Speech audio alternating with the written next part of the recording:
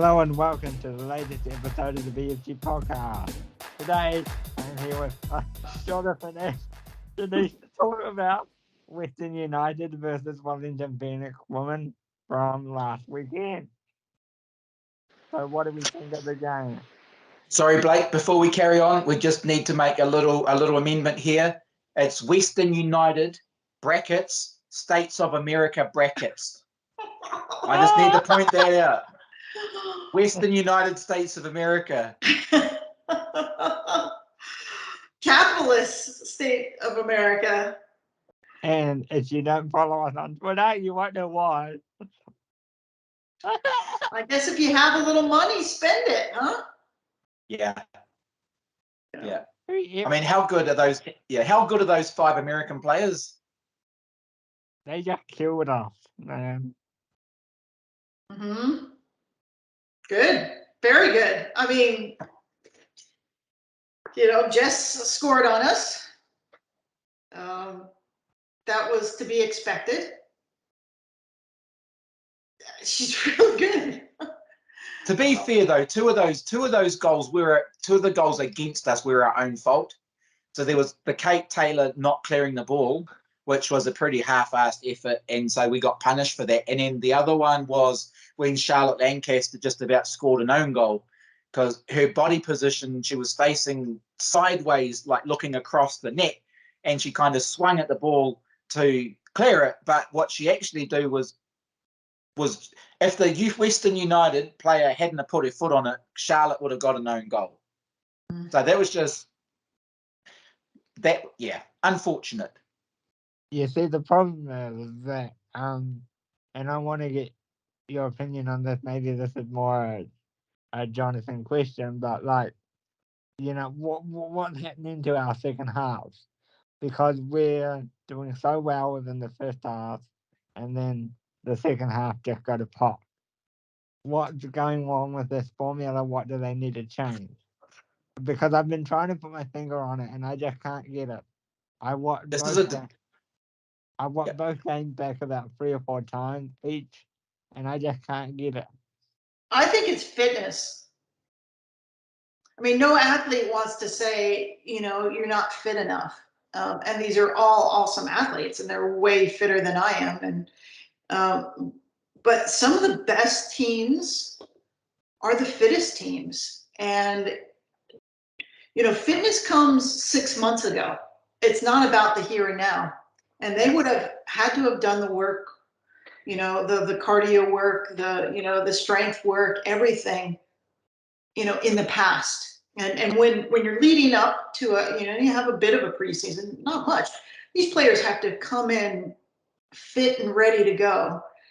And that's not easy. I mean, they've been with the Ferns. I don't know what that's like. Some of that is fitness. Some of that is also strategy. So it's up to a lot of these athletes in a shorter preseason. I wouldn't say it's short, but it's other leagues have longer preseasons to be fit and to come in hard and fit. And that's not easy. I mean, these athletes are young. They don't have the fitness. They can't all be Paige Satchel. Yeah. So we had, a bunch of the team went to the under-20s in Costa Rica. We had Millie who played, the under-17 World Cup. We've had players going backwards and forwards. They went to Japan, the USA, Europe. I actually think some of them are tired. I think that their schedule has been too full. And now they're being expected to turn up and play 90 minutes against high-quality opposition, and they're being found to be lacking because of what you've said, Denise. Their fitness is unfortunately, it's not there, and I think some of that is burnout. Is it a player welfare issue then? I reckon. As far as physical welfare. I'm not sure. I think we would really have to ask an athlete this. What is it like to lead up to a preseason? How do you do it successfully? And I would love to have some of the older athletes on so that we could explore that topic. One thing, though, like when we're saying, we had a second half collapse, part of that issue this week was that we got hammered on the set pieces. You know, like there were a couple of corners there where we just had players not communicating and not marking their player. So, you know, there was one goal where Chloe was basically marking Jess McDonald, and there's a big height difference there. And full credit to Chloe, she went in guns blazing. But when the other players got 3 or 4 inches off on you and they jump and get the ball, you know, there's an issue there, and that happened in the other set piece on the corner too. You know, our players went basically went the wrong way. They weren't holding their targets, and they left Western United players in the open, and they took the opportunity and scored. Yeah, But then go ahead, Blake. But then you got a physicality issue, because then we had issues like Chloe's almost broken nose, but very badly injured nose. You know, so you know, so you know, it's very, they were very physical as well. So that's an issue too. So there was one bit there, and like those US players were playing like a bit of bully ball, and there was one bit where it was Alyssa and I think it was either Marissa or someone, and they got pushed over. And if I was like, and I messaged Alyssa's dad during the game, and I was like, she should have whacked that player. Like, no player puts their hands on you or pushes you without you sticking up for yourself. That was red card worthy. I mean, Alyssa is tiny. In a scrap, she's probably not someone you want on your side. But just, she should have pushed it back. Even if she got a red card, push it back. Bloody hell. Don't go pushing our players around. Stuff off. I said to Chloe that, you know, we needed Alyssa to start an all-in brawl. You know, we're going to have all the girls go rushing in and have a big to-do. Oh, that, mate, I was wild with that. Like that, just get your hands off our players. Thank you very much. Play football, not wrestling. Their playing style reminded me a lot of, and you know, because there's a lot of Team USA players, that's probably why. But Team USA, that sort of very physical domination style, and you'd be able but to come in. how funny would it have been for little Alyssa to turn around and shove one of those big US girls back and just say, "Get out of my face. No, this is our house. This is my house. You don't come into my house and push me around. Get out of here." That would have been just magic.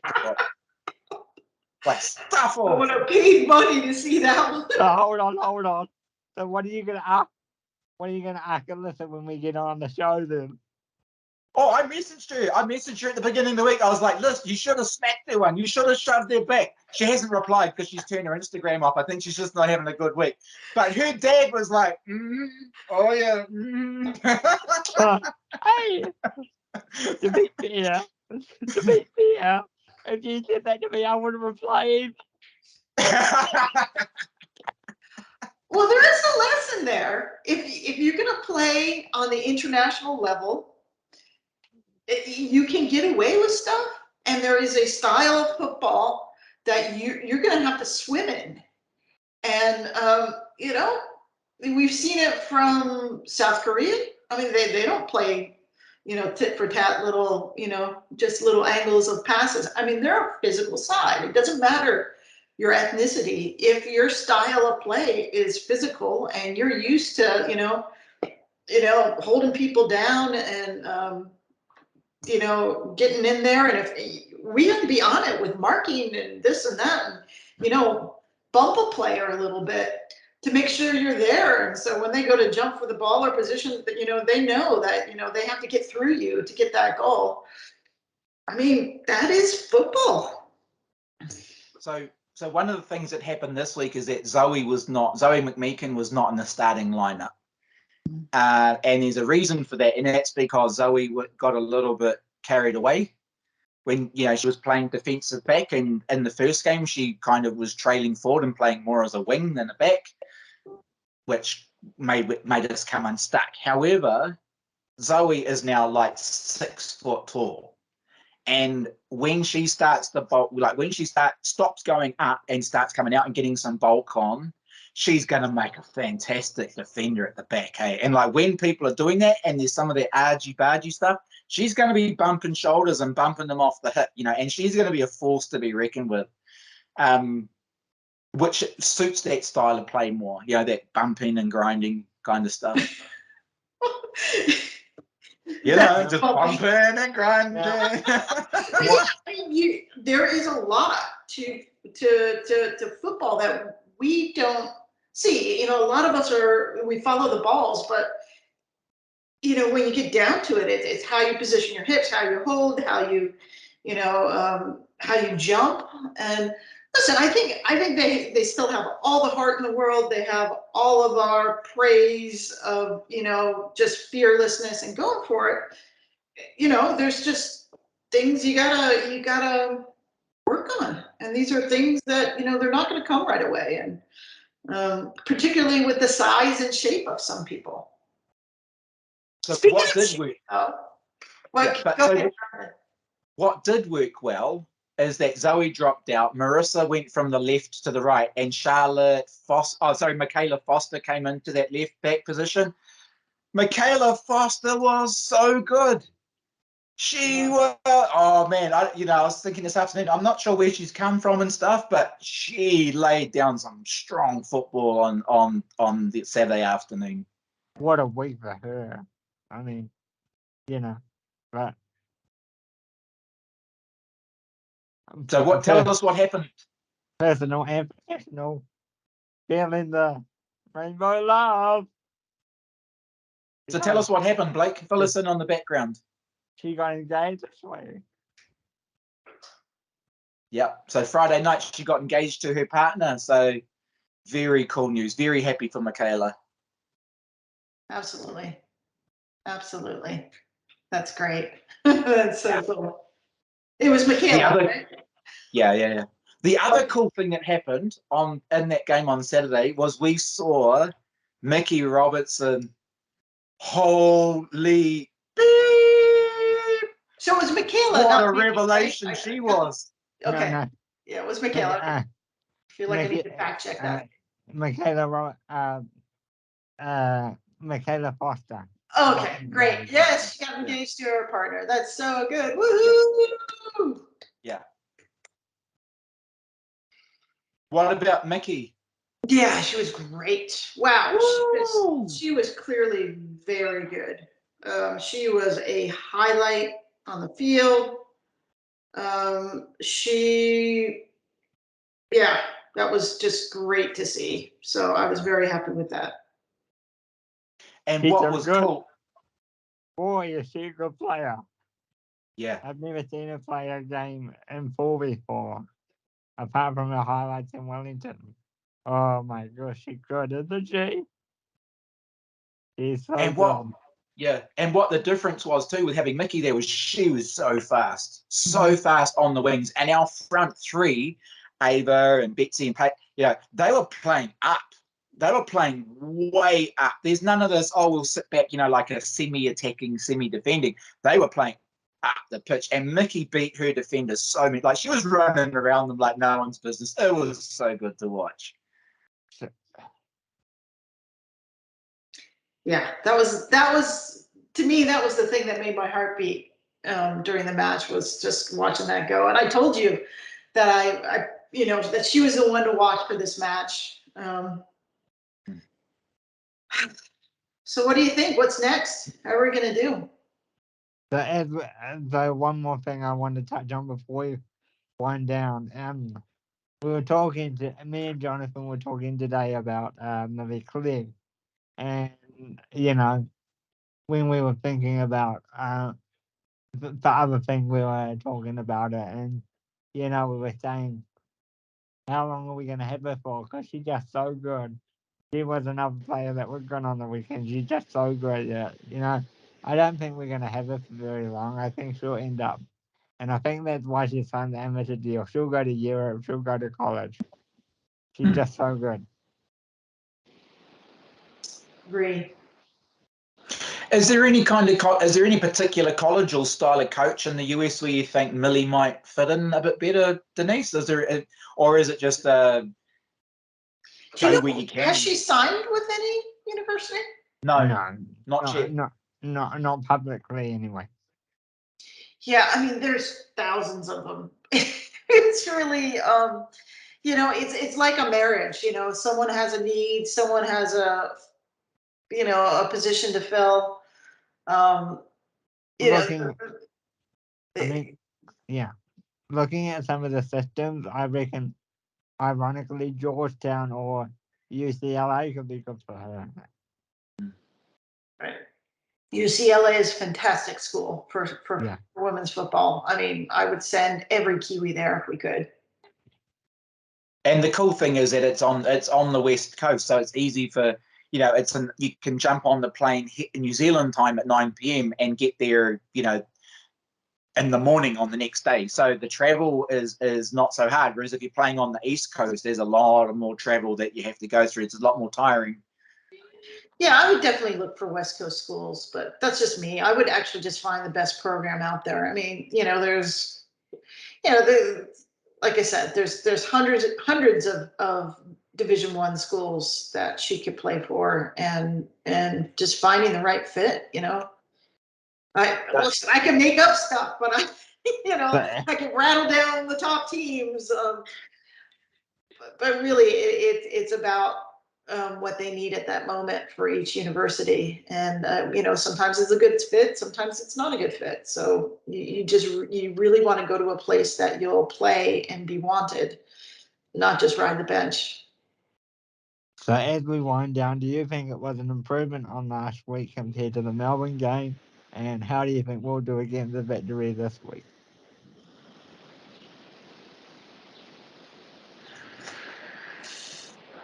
I think we went from being a 45-minute team to being a 70-minute team. That's one of the comments that Kate Taylor made as captain. Yeah.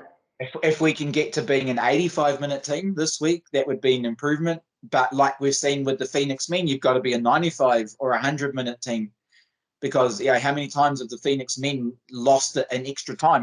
We think we've got this game wrapped up, and then in extra time the fitness comes through or something goes. So with the women at the moment, they played 70 minutes. Okay, cool. How do we get to 80 minutes? How do we get to 85 and 90 minutes? How do we make? That's where it gets crucial. Yeah. How do you play in pressure? Yeah. How do you focus when you're exhausted? I mean, that's a hard thing to train. It is trainable, but it's not easy. And I think they're doing everything they can. I mean, that's the sweet thing, is they're not giving up. They're not, we don't see people getting pissed at each other. They're fighting for each other. And I hope they just continue to do that. Yeah. So credit where credit's due. I had a chat with someone during the week, and we were saying it was we were saying about the player of the match, and there were 4 M's. The 4 M's who played on the weekend, and any of them could have had it. Mackenzie Barry always gives 100%. Always fantastic. Michaela Foster, she was great. She's a bit of a revelation. She's having a fantastic season. Mickey Robertson, oh my God, light up the just put the pitch on fire. And then, of course, Marista Vandermeer, who scored that lovely header and played a fantastic game right back. So very hard to pick between the 4 M's, but we lost. We got a bit pumped, but there was still a lot to celebrate and be happy about. And I think against the Victory haven't started as well as they did last year. So a draw is a definite possibility. Do we see some wins coming? We've got about 15 games to go. Do we see a couple of wins before the end of the season? Or is it end of the season? Gee, you're a bit bloody pessimistic. I want a couple of wins before Christmas. Well, you got to remember the season isn't as long. We've got 3 games before Christmas. If we can get at least 1 dub and 1 draw, that would be my Christmas present. I'd be so stoked with that. I actually think these teams are beatable, because aren't we going to play Western United at Western United? And I don't know exactly when the match is, but The Americans We will be generally might be gone. we will be playing. We will actually be playing Western United, not Western United States of America.